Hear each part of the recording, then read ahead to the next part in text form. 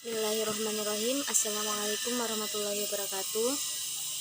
Perkenankan kami dari kelompok 7 yang beranggotakan saya sendiri, yaitu Anita Karunia Rohmah dengan NIM 206200059 dan Septiantri Cahyo Nugroho dengan NIM 206200041. Di sini kami akan membacakan makalah kami yang bertemakan pemberhentian hubungan kerja atau PHK.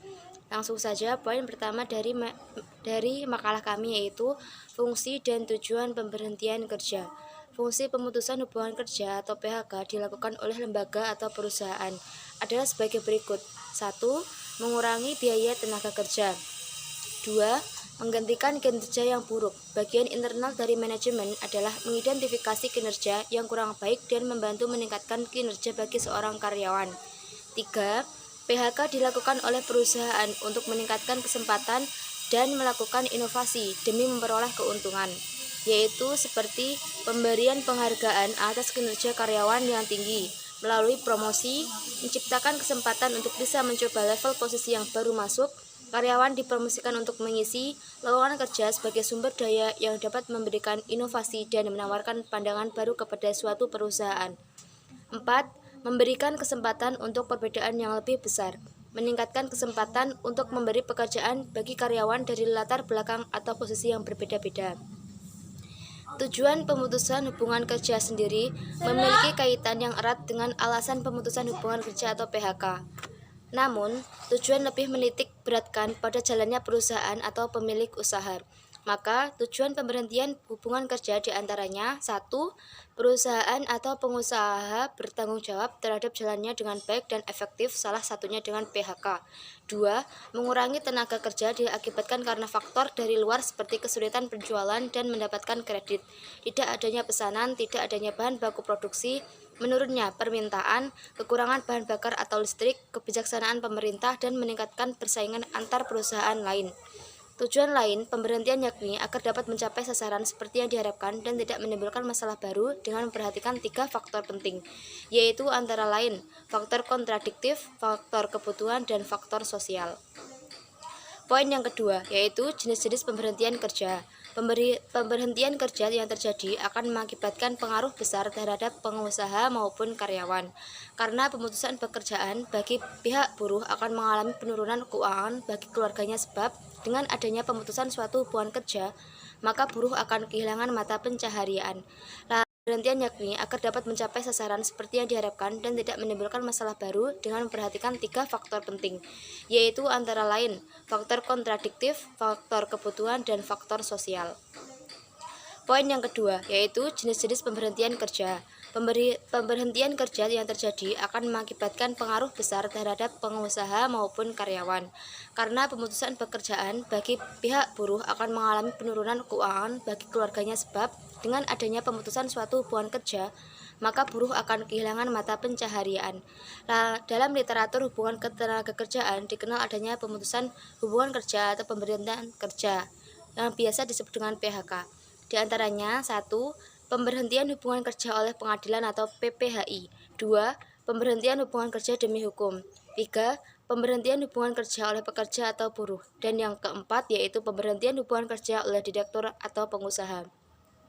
Poin yang selanjutnya yaitu pemberhentian yakni agar dapat mencapai sasaran seperti yang diharapkan dan tidak menimbulkan masalah baru dengan memperhatikan 3 faktor penting, yaitu antara lain faktor kontradiktif, faktor kebutuhan, dan faktor sosial. Poin yang kedua, yaitu jenis-jenis pemberhentian kerja. Pemberhentian kerja yang terjadi akan mengakibatkan pengaruh besar terhadap pengusaha maupun karyawan. Karena pemutusan pekerjaan bagi pihak buruh akan mengalami penurunan keuangan bagi keluarganya, sebab dengan adanya pemutusan suatu hubungan kerja, maka buruh akan kehilangan mata pencaharian.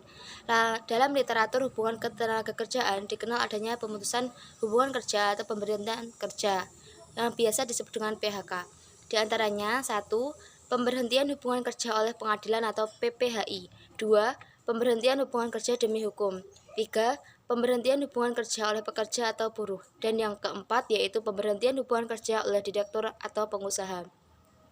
Poin yang selanjutnya yaitu alasan pemberhentian kerja. Ada 10 alasan bagi lembaga atau perusahaan untuk melakukan pemberhentian hubungan kerja dengan merujuk kepada Undang-Undang Nomor 13 Tahun 2003, yaitu 1. Pengusaha dapat memutuskan hubungan kerja terhadap pekerja atau buruh dengan alasan pekerja atau buruh telah melakukan kesalahan berat, seperti mencuri, penggelapan barang, dan penipuan. Yang kedua, pekerjaan atau buruh ditahan pihak yang berwajib karena sebuah pelanggaran.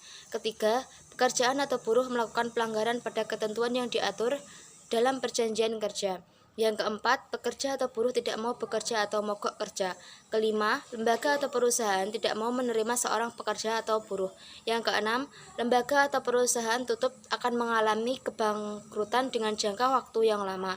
Yang ketujuh, lembaga atau perusahaan tutup bukan karena bangkrut, akan tetapi perusahaan melakukan efisiensi. Yang kedelapan, lembaga atau perusahaan mengalami pailit. Yang kesembilan, pekerja atau buruh memasuki masa pensiun. Yang ke-10, pekerja atau buruh melakukan mungkir atau tidak masuk kerja selama 5 hari berturut-turut. Adapun alasan-alasan lain yang dipandang sebagai alasan yang cukup kuat untuk menunjang pembenaran pemutusan hubungan kerja atau PHK yang dilakukan oleh pengusaha atau diri seorang atau beberapa pekerja pada dasarnya adalah sebagai berikut. 1. Alasan ekonomis seperti menurunnya hasil produksi yang dapat pula disebabkan oleh merosotnya kapasitas produksi perusahaan yang bersangkutan.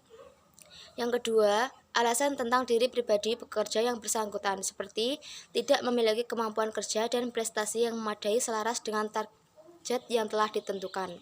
Tenaga kerjaan mengenai pemberhentian hubungan kerja karena melanggar ketentuan yang telah diatur dalam perjanjian kerja atau kontrak kerja, maka disebut dalam pasal 161 cara-cara sebelum melakukan pemutusan hubungan kerja, yakni pertama, pekerja atau buruh melakukan pelanggaran ketentuan yang diatur dalam perjanjian kerja, peraturan perusahaan atau perjanjian kerja bersama atau kontrak kerja.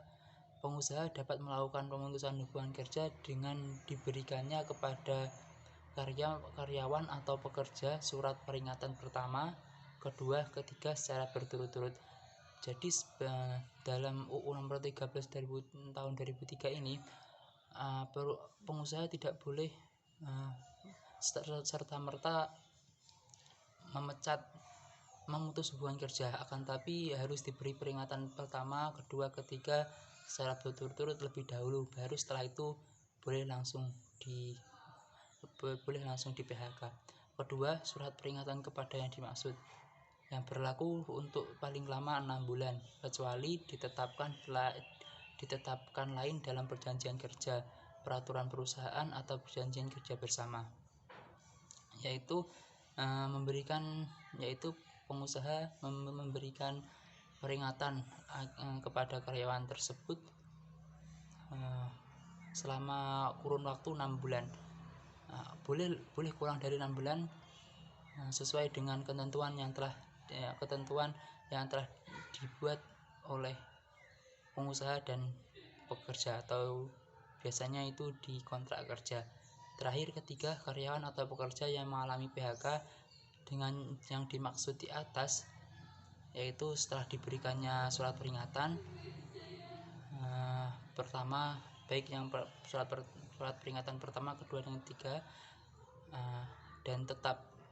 dan karyawan tersebut tetap melakukan mogok kerja atau melanggar peraturan kerja, kontrak kerja, maka karyawan tersebut akan dipecat, akan tapi tetap mendapatkan uang pesangon sebesar ketentuan yang tertera dalam kontrak kerja. Mungkin seperti itu, kurang lebihnya kami mohon maaf.